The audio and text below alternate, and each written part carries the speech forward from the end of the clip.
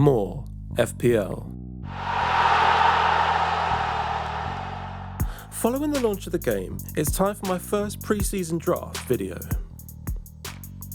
I'll first briefly go over the overall structure and strategy for the early game weeks. I'll then move on to the reasons behind particular players I've picked in each position. Finally, I'll go over alternative picks and things that could change going forward. There are certain players more or less locked in and others much less nailed in my squad. First, a bit about the overall structure and strategy at play in the opening game weeks. Because of the World Cup this year, we have to use our first wildcard before game week 16. A logical time to use it seems to be between game weeks 8 and 9 during the international break. So my initial draft focuses on the first 8 game weeks as per my previous fixtures released video. You can find more detail on my reaction to the opening fixtures in my video linked here. My heavy hitters come from Liverpool and Man City as the best teams in the league with good fixtures. Arsenal have the best fixtures of any team, so I've gone with their 2 best options in my opinion. Spurs and Chelsea have pretty good opening fixtures and I like their win-back options. A couple of budget options from Bournemouth round out my first 11 with their good fixture run. And then I have 4 budget options on the bench, 2 of which most likely won't play. More FPL. Now let's look at the players I've picked and the reasons behind those decisions. So let's start with my goalkeepers, where my first pick is David Raya of Brentford. He was some way down the scoring charts last season, but missed a decent amount of games through injury. Brentford's combined goalkeeper points total would put him among the best 4.5 million options from last season.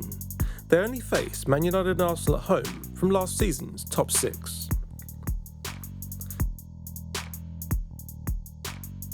My second keeper is purely a non-playing bench option and is currently Robin Olsen of Aston Villa.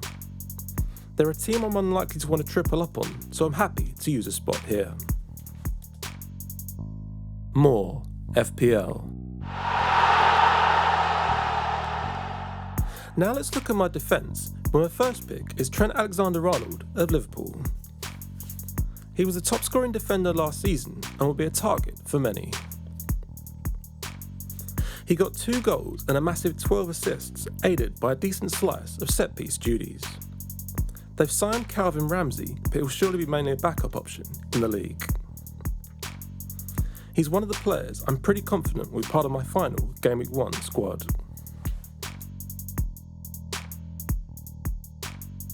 Next up is Joao Cancelo of Man City, who was second best defender overall last season. He played most minutes and got 1 goal and 11 assists in around 3,200 minutes. The potential signing of Marc Cucurella from Brighton could eat into his minutes this season.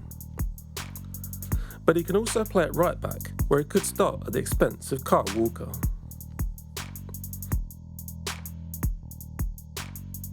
Next, I currently have both of the Chelsea wingbacks, Reece James and Ben Chilwell.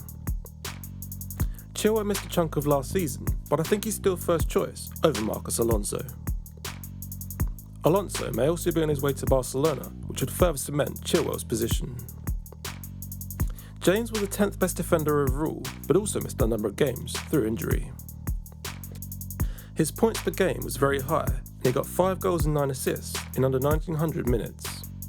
Chilwell's stats were also impressive, with 3 goals and 1 assist in just over 500 minutes.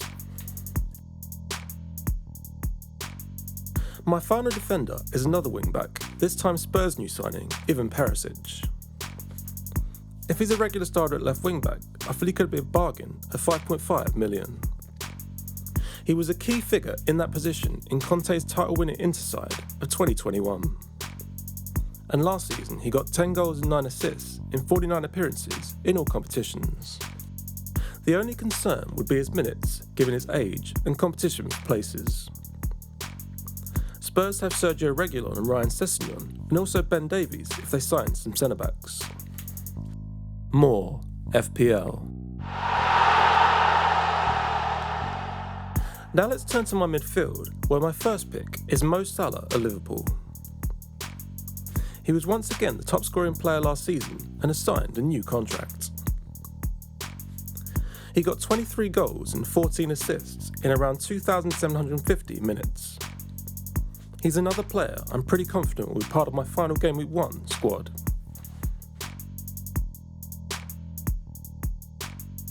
Next up is Bukayo Saka of Arsenal, who was their talisman last season. He got 11 goals and 9 assists from just under 3,000 minutes. He was 7th top point scoring midfielder and 12th top scoring player overall.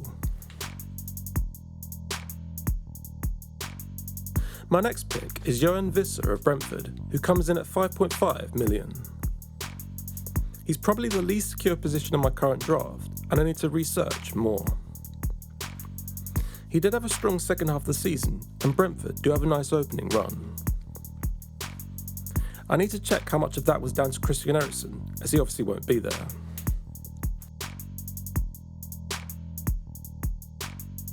My final two midfielders are purely bench options that should at least start games. Andreas Pereira appears to be the standout 4.5 million option following his move to Fulham. The other player is Jack Colback, but that could be anyone, and again, needs more research. More FPL. Now let's turn to my attack, where my first pick is Erling Haaland of Man City. I don't normally tend to go for new players in Game Week 1, but Haaland could be the exception. His numbers have been amazing everywhere, including last season for Dortmund. Across all competitions, he got 41 goals and 10 assists in 41 games. He'll be the main man at City, who have sold their only recognised number 9 in Gabriel Jesus. The only question mark is if he'll hit the ground running or take time to adapt. Since Sergio Aguero in his prime years, City have mostly played with a false 9.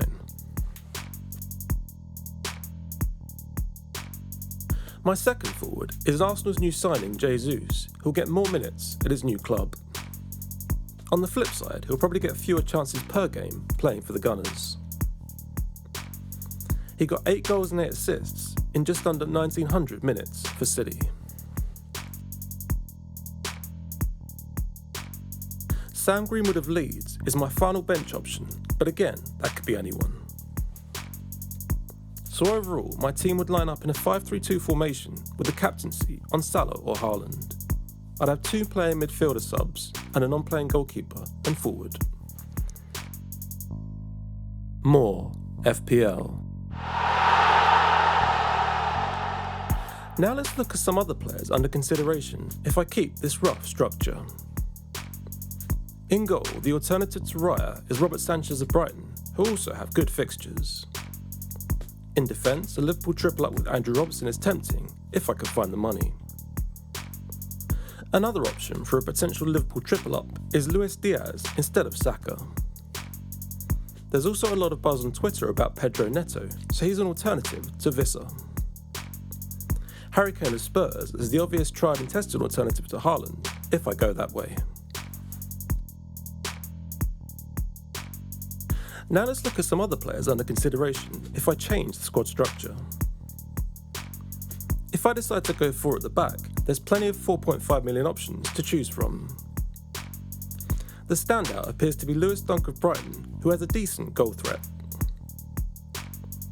I wouldn't choose Heung-min Son over Salah, but he could be an option with a change of strategy. Either as a second premium instead of Haaland, or as a third premium with downgrades elsewhere. There may also be other transfers that will affect my squad, but these are my current thoughts. Thank you so much for watching, I really appreciate it. Give it a like if you enjoyed it. Add your own thoughts and questions in the comments, and I'll try to get through as many as I can. Never miss a pre-season video or game week preview by subscribing and turning on notifications. You can find a video about my top tips for a successful season linked here. More FPL.